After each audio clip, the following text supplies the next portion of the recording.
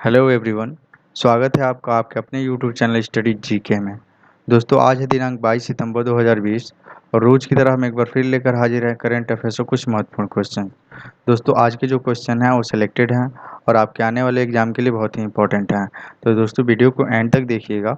इसमें आपको क्वेश्चन के साथ साथ उससे रिलेटेड जितने भी इंपॉर्टेंट फैक्ट होंगे वो सब बताए जाएंगे और अंत में आपको वन लाइनर भी दिया जाएगा और सबसे अंत में मैं आपसे क्वेश्चन भी पूछूंगा जिसका आंसर मैं अगले दिन दूंगा। तो दोस्तों चलिए आज की वीडियो की शुरुआत करते हैं कल के क्वेश्चन के आंसर से। तो दोस्तों आज कल का जो आंसर है वो आपका है सी। मैंने पूछा था कि जम्मू और कश्मीर राज्य भारत संघ का हिस्सा कब बना। तो दोस्तों इसमें जो आपका ऑप्शन है सी 1954, ये बिल्कुल राइट है। दोस्तों 1954 से पहले भारत जम्मू कश्मीर जो था वो जम्मू और कश्मीर रियासत के नाम से जाना जाता था।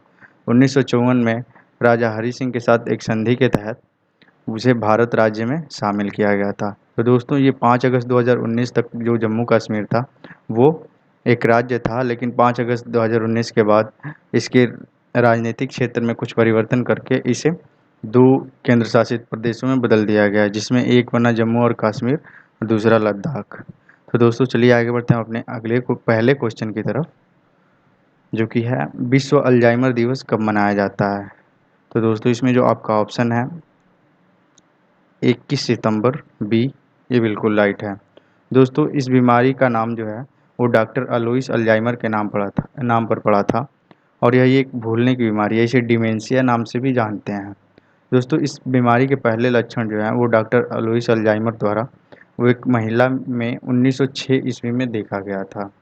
इसमें जो है लोगों को भूलने की बीमारी हो जाती है और एक उम्र के बाद इन्हें लगता है कि हमें कुछ भी याद नहीं है और लगता क्या है इन्हें कुछ याद ही नहीं रहता और लगभग ये 65 ईयर के बाद लोगों के में ये बीमारी पाई जाती है। और आजकल लोगों में डिप्रेशन की वजह से लोगों को कम उम्र में भी ये बीमारी हो जाती है। तो चलिए आगे बढ़ते हैं अपने अगले क्वेश्चन की तरफ, जो कि है विशेष स्वर्ण ऋण योजना विकास लघु स्वर्णा किस बैंक के द्वारा शुरू की गई है।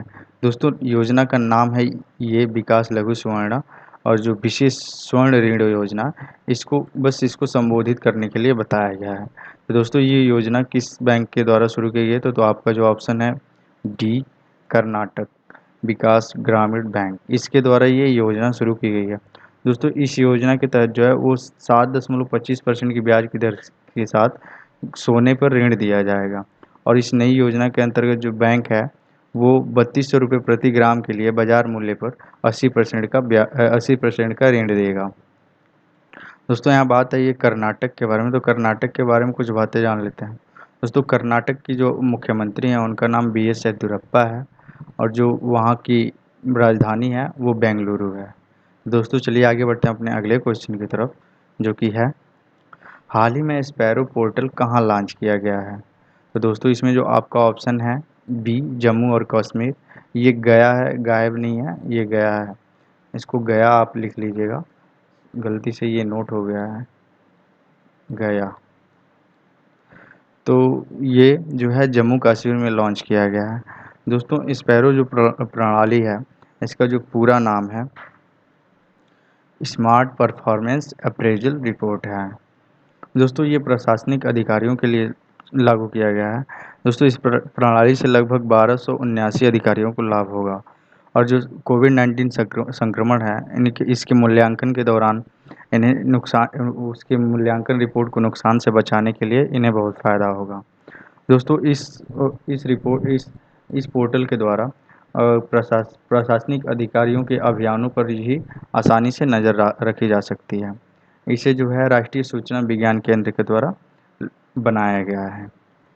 दोस्तों चलिए आगे बढ़ते हैं अपने अगले क्वेश्चन की तरफ, जो कि है हाल ही में भारत ने अपने स्वयं का ईगो लेबल लॉन्च किया है, उसका नाम क्या है। तो दोस्तों इसमें जो आपका ऑप्शन है सी, ये बिल्कुल राइट है। दोस्तों इस इको लेवल को जब लॉन्च किया गया तो वो अंतर्राष्ट्रीय तट स्वच्छता दिवस के मौके पर लॉन्च किया गया था। दोस्तों अंतर्राष्ट्रीय तट स्वच्छता दिवस जो है वो साल 2020 में 19 सितंबर को मनाया गया है। दोस्तों अंतर्राष्ट्रीय तट स्वच्छता दिवस जो है वो हर साल सितंबर माह के हर तीसरे शनिवार को मनाया जाता है। दोस्तों इसके जो वो ये जो है ये इको लेवल जो है वो ministry of environment forest and climate change of India के थ्रू लॉन्च किया गया है। दोस्तों इसके जो कैबिनेट मिनिस्टर हैं यानी केंद्रीय मंत्री हैं वो प्रकाश जावड़ेकर हैं और जो केंद्रीय राज्य मंत्री हैं वो बाबुल सुप्रियो हैं। दोस्तों इसकी जो मुख्यालय है वो नई दिल्ली में है। दोस्तों और इसकी जो स्थापना है ministry of forest and climate change की, इसकी जो मुख्यालय इसकी जो स्थापना है वो 1985 ईस्वी में की गई थी। तो चलिए दोस्तों आगे बढ़ते हैं अपने अगले क्वेश्चन की तरफ, जो कि है हाल ही में पहला अंतर्राष्ट्रीय समान वेतन दिवस कब मनाया गया है। तो दोस्तों इसमें जो आपका ऑप्शन है ए 18 सितंबर 2020, ये बिल्कुल राइट है। दोस्तों 18 सितंबर 2020 को पहला अंतर्राष्ट्रीय समान दिवस वेतन दिवस मनाया गया है। दोस्तों इसको याद रखिएगा कि पहला अंतर्राष्ट्रीय समान वेतन दिवस। दोस्तों ये दिवस जो है वो वैश्विक स्तर पर बिना भेदभाव के जो हमारे पुरुष और महिला हैं इनके साथ बिना लैंगिक भेदभाव के उनको समान कार्यों के लिए समान वेतन के लिए ये दिवस मनाया गया। और इसके थ्रू यूएन वुमन ने जो यूनाइटेड नेशन वुमन का जो केंद्र है उसने एक अभियान चलाया था स्टॉप द रॉबरी। इसको याद रखिएगा दोस्तों, ये आपको याद रखना है, ये आपका पूछ सकता है कि कौन सा अभियान चलाया गया था। तो हैशटैग स्टॉप द रॉबरी। तो दोस्तों इसके यूएन वुमेन की बात आई है तो यूएन वुमेन के बारे में कुछ बातें जान लेते हैं। यूएन वुमेन की जो स्थापना है वो 2 जुलाई 2010 को हुई थी और जो इसका मुख्यालय है वो न्यूयॉर्क सिटी में है। और जो इसकी अध्यक्ष हैं उनका नाम फोमजिले मलगम्बु नुक है। और जो इसकी लैंग्वेज है जो ऑफिशियल लैंग्वेज है वो इंग्लिश और फ्रेंच लैंग्वेज है। दोस्तों भारत में जो जेंडर गैप था वो world economic gender gap index के अनुसार वर्ष 2018 में तो 108वां था, लेकिन 2020 में ये 112वां हो गया है। तो दोस्तों चलिए आगे बढ़ते हैं अपने अगले क्वेश्चन की तरफ, जो कि है डिटन साहित्य शांति पुरस्कार किसे दिया गया है। तो दोस्तों इसमें जो आपका ऑप्शन है सी मार्गरेट एटवुड, एंड बिल्कुल राइट है। दोस्तों एटवुड जो है वो एक लेखिका हैं और इन्हें इनके सामाजिक कार्यों के लिए ये पुरस्कार दिया गया है। दोस्तों ये पुरस्कार डेटन साहित्य शांति पुरस्कार जो है वो अमेरिका के राजनयिक डेटन की याद में दिया जाता है। दोस्तों मार्गरेट वुड की जो कुछ रचनाएं हैं सॉरी किताबें हैं उनका नाम है जैसे द टेस्टामेंट, सरफेसिंग, कैट आई इत्यादि। दोस्तों ये कनाडा की हैं। और कनाडा के बारे में कुछ बातें जान लेते हैं। कनाडा की जो राजधानी है वो ओटावा है और जो यहाँ के प्रधानमंत्री हैं वो जस्टिन ट्रूडो हैं। कनाडा की जो वो मुद्रा है यानी करेंसी है वो कनाडियन डॉलर है। दोस्तों यहाँ अमेरिका की बात हुई तो अमेरिका के बारे में कुछ बातें जान लेते हैं। तो अमेरिका की जो राजधानी है वो वाशिंगटन डीसी है और जो यहाँ के प्रेसिडेंट हैं यानी राष्ट्रपति हैं वो डोनाल्ड ट्रंप हैं। और जो यहाँ के वाइस प्रेसिडेंट यानी उपराष्ट्रपति हैं उनका नाम माइक पेंस है और यहाँ की मुद्रा है डॉलर। दोस्तों मार्गरेट वुड को इस डेटन साहित्य शांति पुरस्कार के अलावा मैन बुकर प्राइज भी दिया जा चुका है। तो दोस्तों चलिए आगे बढ़ते हैं अपने अगले क्वेश्चन की तरफ, जो कि है हाल ही में विश्व एथलेटिक्सों के जूतों की अधिकतम ऊंचाई कितनी निश्चित की गई है। दोस्तों ये विश्व एथलेटिक्स जो है ये इसका पुराना नाम जो है वो international association of athletic federation था। दोस्तों 2019 में इसका नाम जो है वो विश्व एथलेटिक्स या विश्व एथलेटिक्स कर दिया गया। दोस्तों इसको हिंदी में बोलते हैं अंतर्राष्ट्रीय एथलेटिक्स परिषद संघ, जो इसका पुराना नाम था उसको हिंदी में बोलते हैं अंतर्राष्ट्रीय एथलेटिक्स परिषद संघ। तो दोस्तों इसमें जो आपका आंसर है वो 13 मिलीमीटर है। दोस्तों ये निर्णय जो है वो एथलेटिक्सों के कई तरह के जूते पहनने के कारण ये निर्णय लिया गया है। दोस्तों इसमें जो है कई तरह के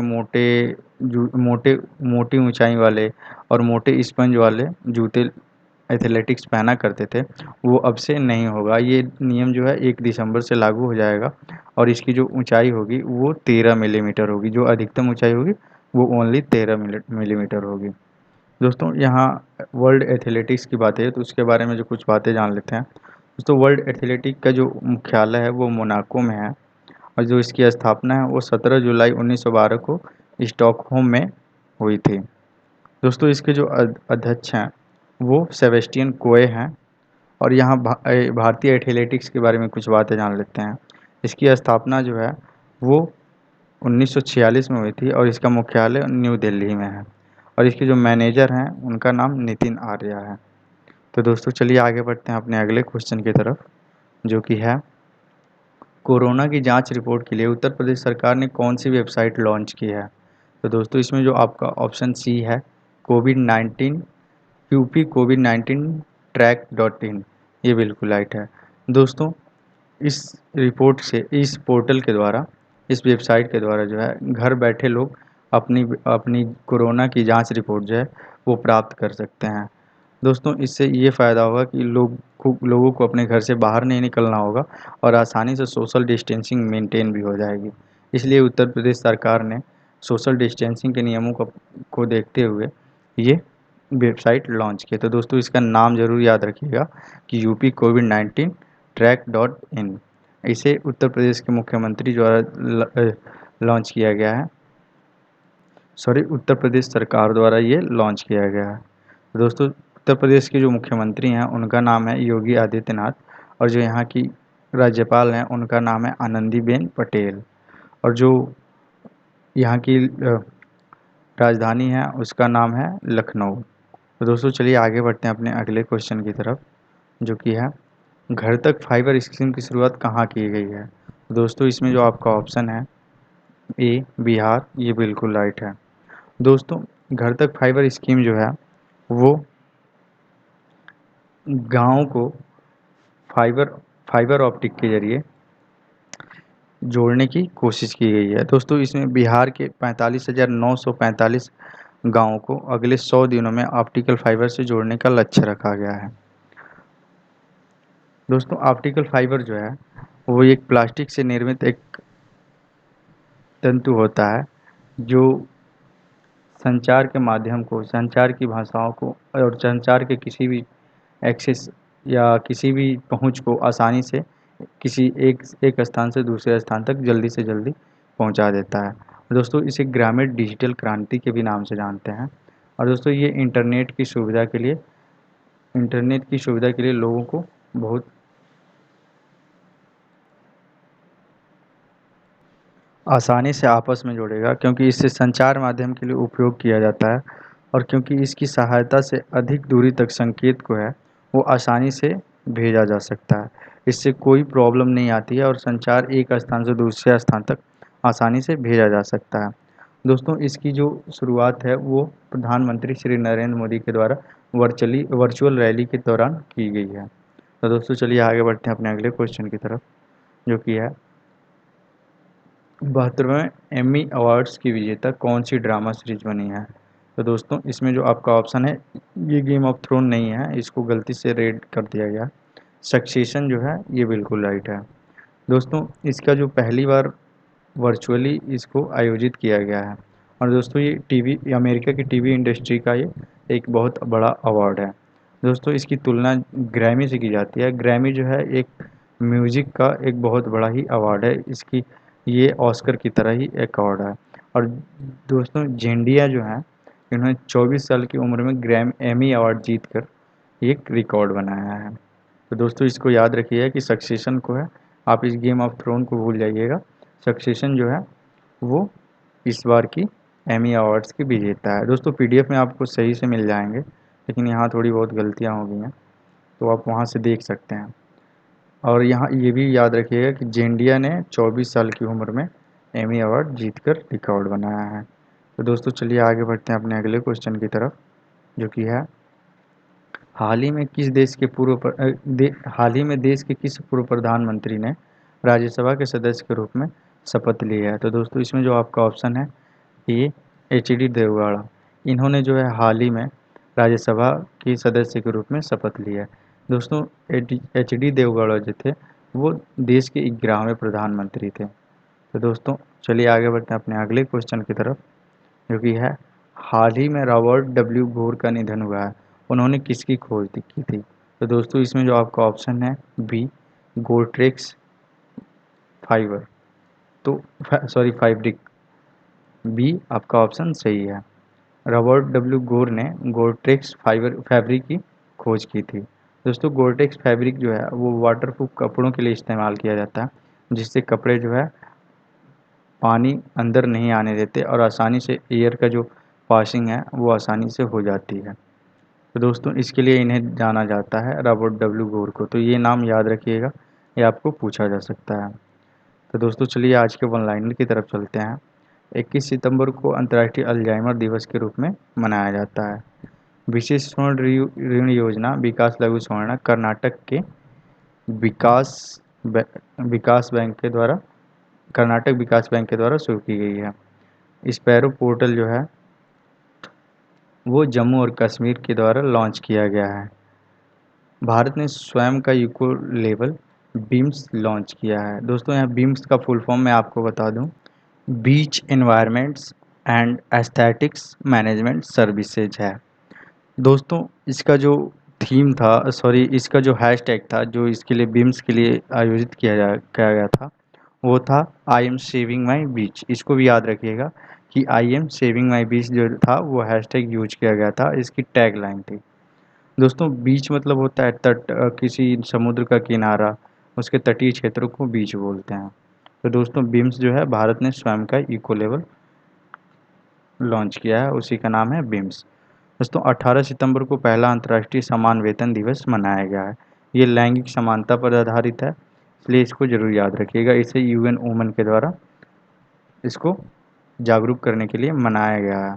दोस्तों मार्गरेट एटवुड को डेटन साहित्य शांति पुरस्कार के लिए चुना गया है। विश्व एथलेटिक्स ने एथलेटिकों की के जूते की ऊंचाई अधिकतम 13 मिलीमीटर तय की है। दोस्तों आगे बढ़ते हैं। आज का 8वां जो है उत्तर प्रदेश सरकार द्वारा कोरोना की जांच रिपोर्ट ऑनलाइन के लिए यूपी कोविड-19 ट्रैक.इन की शुरुआत की है। बिहार में घर तक फाइबर योजना शुरू की गई है। 10वां है 72वें एमी अवार्ड्स की विजेता जो है वो सक्सेशन रही। तो दोस्तों इसको याद रखिएगा, मैं आपको लाइन खींच देता हूँ। पूर्व प्रधानमंत्री एच डी देवगौड़ा ने हाल ही में राज्यसभा के सदस्य के रूप में शपथ ली है। रॉबर्ट डब्ल्यू गोर ने गोटेक्स फाइबर की खोज की थी। तो दोस्तों आज के क्वेश्चन की तरफ हम आते हैं, जो आपके लिए हमने ये रखा है कि अंतर्राष्ट्रीय जल संघ का मुख्यालय कहाँ कहाँ है। तो दोस्तों आपके जो ऑप्शन दिए हैं न्यूयॉर्क, पेरिस, लंदन, दिल्ली, तो इसी में से आपका ये एक ऑप्शन है। मैंने आपको हिंट दे दिया है, आप इसी में से देखकर बताएंगे कि इसमें आपका कौन सा ऑप्शन सही है। दोस्तों हाल ही में अंतर्राष्ट्रीय जल निगरानी दिवस मनाया गया, तो इसलिए आपको आपका ये क्वेश्चन इंपॉर्टेंट हो जाता है। इससे रिलेटेड मैं कई आंसर कल आपको बताऊंगा, कई फैक्ट भी आपको बताऊंगा, तो आप हमारे साथ बने रहिए। और आपको अगर वीडियो अच्छी लगे है तो लाइक और शेयर ज़रूर कीजिएगा। चलिए आज के विचार की तरफ बढ़ते हैं, जो कि है अगर आप सोच सकते हो तो आप कर भी सकते हो। अगर आप इसका कहने का मतलब बस इतना ही है कि आप अगर कुछ करना ज़िंदगी में आप कुछ सोचते हैं तो आप उसके लिए कर भी सकते हैं। बस उसके लिए आपको डेडिकेशन, इंस्पिरेशन और मोटिवेशन की ज़रूरत पड़ती है। आप अपने आप को देखिए कि आप क्या कर सकते हैं, क्या नहीं कर सकते हैं, उसके अनुसार आप काम कीजिए, तो आप जितना जो भी चाहें आप अपनी ज़िंदगी में हासिल कर सकते हैं। तो दोस्तों वीडियो को यहीं एंड करते हैं। अगर आपको वीडियो अच्छी लगे तो लाइक, सब्सक्राइब और शेयर ज़रूर कीजिएगा। धन्यवाद।